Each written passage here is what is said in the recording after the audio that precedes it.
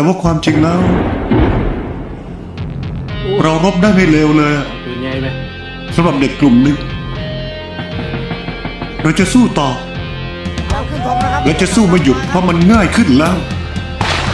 และเราก็ชินแล้วด้วย แต่พวกนายจะเจอกับการตัดสินใจที่โหดกว่าเพราะฉันไม่อยากจะชวนเชื่อ มันทุเรศเกินไป แต่เมื่อเราสู้ในถิ่นของเราเอง เราสู้เพื่อครอบครัวเราเอง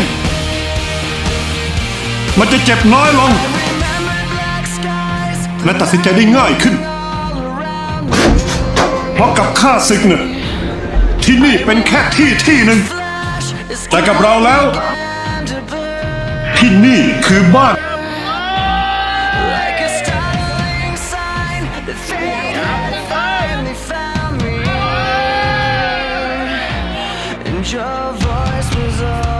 ไอ้ยัยเครียดตามมาขี้เครียด ไป